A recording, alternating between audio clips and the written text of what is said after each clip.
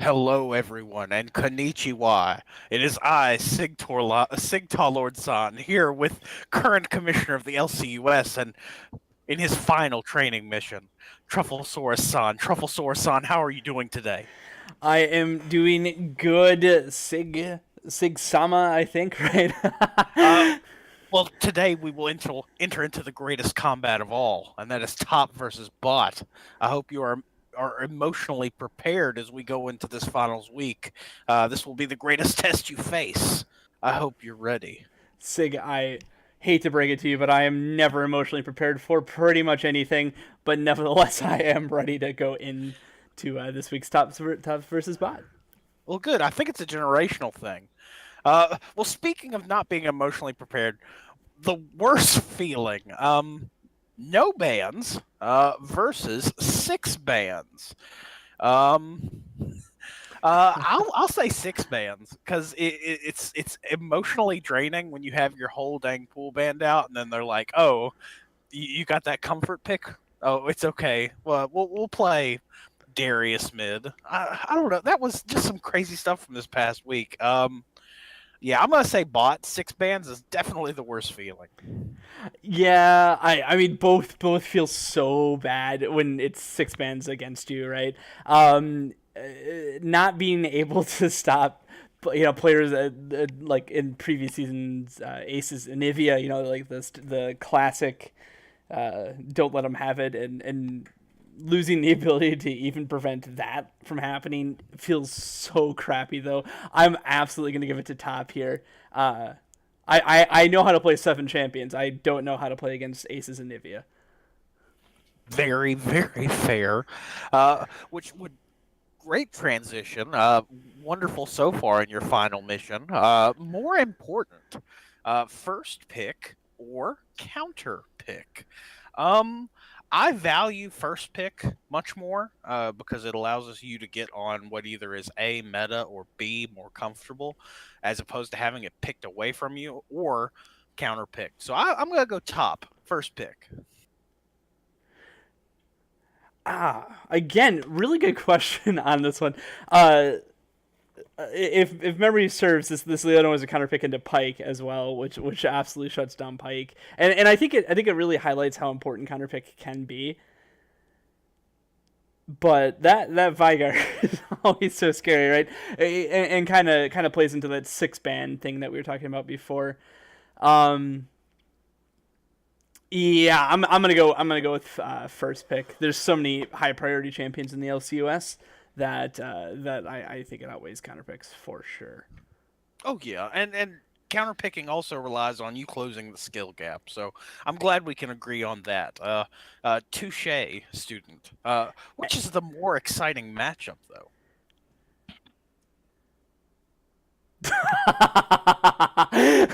Are Garen we gonna? versus Malphite or Orin versus Sign. I'll take a kidney stone, thank you. Like, Paint drying is my personal preference. Uh, Nobody wins here. I least of all you and I, Sig. Least of all you and I, and probably the viewers too should throw them in there too. If I had to pick between the two of them, the more exciting matchup would be Ornn versus Scion because at least they do cool things. Garen Yeah, spins and Malphite does something every minute and a half. I that is the worst of the two. yeah. Orn versus Sign. At least you get cooling gauges. Where Garen versus Malphite, you get Malphite ulting in, Garen spinning for 3 minutes. Lots of movement stealing. Just not that fun to watch. So completely agree. Ornn versus Sion is the more exciting matchup. Bot. Hey, I'm glad you could come and join me on the side of right over here. But you got another opportunity coming up in what's the more likely result? Option 12 going 3-0 or Phoenix going 3-0? Ooh.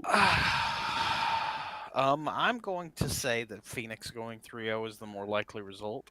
Option 12 are more than capable of Um, winning this weekend, and there's a high probability that they do. But it's going to go to game 5 for that to happen. These are both late game oriented teams, but if there is a team that could play a more early activating comp, it's Phoenix. So I'm going to say Phoenix going 3-0 is slightly more likely. But that's about the same likelihood as a fire tornado interrupting Option 12's internet out in the Midwest. So we'll have to see. I gotta say I even think that your logic was on point about that one. Although I came to the same conclusion for a different reason. I was gonna go with Phoenix going 3-0 because that's what they did to Option 12 last time. No, I think it was a more even matchup than that.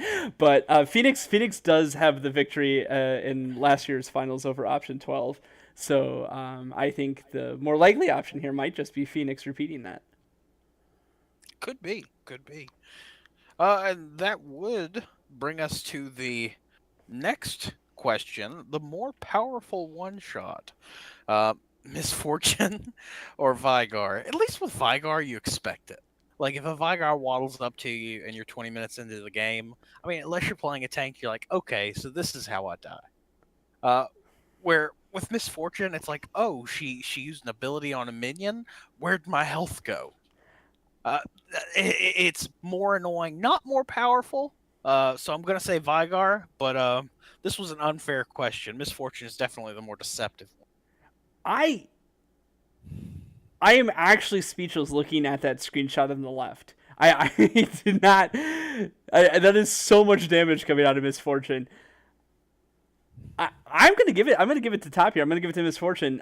Vigar at least has to set up some CC to make his damage come through. Misfortune just obliterates you while having movement speed buffs, due to her W passive. That is, Vigar at least takes 4 abilities. You know what I mean? So yeah, I'm gonna go with top here with Misfortune. But it's okay that we disagree. We have another chance here to make amends.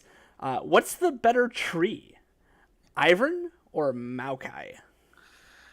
I mean, Ivern's kind of like the prime minister of trees in Runeterra. I mean, so Okay, I guess okay. he would be ethically. I think he's more bound. But Maokai, I mean, he's a Shadow Isles dark mother trucker who ain't taking no stuff and blowing up his children so that he can win combat. I mean, I associate more with Maokai, like more of a spirit animal for me. But Ivern, probably the better ethical and moral tree. So I'm gonna say top Ivern. Okay, all right, all right.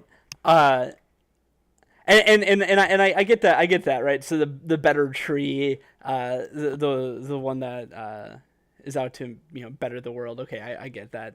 I'm gonna go with Maokai because I love that tree. I actually love Ivern too. I mean, it is kind of hard to pick between the two.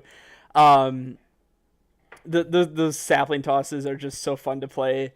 And no one can beat Maokai in terms of engage. So from a gameplay perspective, which is where I'm coming from, I'm gonna go with Maokai. Fair, fair. Now, this is a strict hypothetical. Please make sure you go check out the VOD of this past week's podcast where I hinted this just a little bit. Who would take third place in non-lives or Blitzkrieg? I think that it would definitely it would be in high contention. But I would probably say non-lives. If they were to manage the strengths that Blitzkrieg have and make it to late game, it wouldn't even be a question. Non-lives would command the match at that point. Yep. I'm gonna agree with you on this one. Definitely 9 lives here. Blitzkrieg has played a mean game this whole split, but to be honest, they looked better at the start than they did at the finish. And I think the exact opposite is true about 9 lives. Although I think they looked, both teams look good at all points, right? But 9 lives has gotten better as they've played, with the exception of the fact that Option 12 just absolutely had their number. Option 12 shut them down. But I think as a whole the team has even improved, and it was really evident to me during the actual 9 lives versus Blitzkrieg matchup. Once 9 lives had Blitzkrieg dialed in, Blitzkrieg couldn't do anything. So I'm absolutely gonna give this to 9 lives as well. So next question though, Sig, who will win? Option 12 or Phoenix? Uh, I I am very excited to see the next commemorative art slash skin profile for Phoenix. After they take this championship this weekend, folks, I really hope that they incorporate some new concepts because they are going to out late game the late game masters. I believe there are large skill gaps in multiple areas. I don't feel the need to outline them, but there are large skill gaps that are going to lead to early game advances that option 12, though they're the masters of playing from behind and preventing those mid game objective takes that would seal the deal against a team with early game aggression. Option 12, I don't think are going to be able to contest that as well as they have in the past against other teams, and especially since with Phoenix changing junglers in the middle of the split to arguably the winningest jungler in LCUS history, Fat Lee. This is going to be a highly contentious fight, but it will go to Phoenix at the end of Game 5. So this slide kind of plays off of that first slide, right? Not the first slide, but the earlier slide where it was who will 3-0, right? And I know I said Phoenix there, but I laid back on my reasoning a little bit. I'm gonna bring it up now. I think that if any team is going to shut out the other one, it will be Phoenix. But I think the longer that you let option 12 stay in the game, the more they're going to figure you out, the more they're going to dial in exactly how they're going to deal with your strategies, and the more they're going to come together as a team and really own that late game. I actually think option 12 is going to win this because I don't think Phoenix is realistically going to 3-0 option 12. And I think games 4 and 5 definitely go to option 12. So I'm going to go option 12. I'm going to give them the faith here. I'm glad, and this is probably going to be one of the most exciting matches that we are going to experience in this past calendar year since the birth of the LCUS. I'm pumped. I'm hyped. Let's go. Yeah, all the teams, every single team in this split, in split 4, has played exceptionally well compared to the teams that we had in the first split. All the way almost a year ago now. Everyone in the fourth split is better than everyone in the first split. All of these teams have played to an incredibly high level. It's some teams have played a little bit better, and here we are in the finals, right? But these two teams, option 12 and Phoenix, and they've been playing so well, and also for 2 splits, 3 in the case of option 12. They've been playing so well and know each other so well that I think these matches are just going to be objectively good League of Legends, and I am super excited to either watch, to watch the match coming up on this Sunday at 5:30. It's going to be a hell of a match, Sig. Oh, yes, very much so. Textbook stuff, really the definition of what the meta has been defined by Riot over the past season, and probably a wonderful swan song for the 2017-2018 year. Speaking of textbook as well, I do want to talk for a moment about textbook healthy, because Top vs. Bot is brought to you by the Simple Soyman. And the Simple Soyman has been bringing handcrafted soy and health foods to the Midwest for over 35 years. And if you want to talk about healthy, you got to talk about soy. You can find Simple Soyman's products in the greater Madison, Milwaukee, and Chicago area, or you can visit them online at thesimplesoyman.com for a full list of store items. And with that being said, Sig, I'm going to throw the mic back at you. Is there anything you want to say to the folks? I am very pleased to say that after every episode we filmed together, you have failed this last test. You shall never surpass me in ability, but I'm very pleased that you tried. You know what, Sig? I think I can accept this. I do, after all, have the advantage in the face looks department. So I'll go ahead and take the victory that I get here today.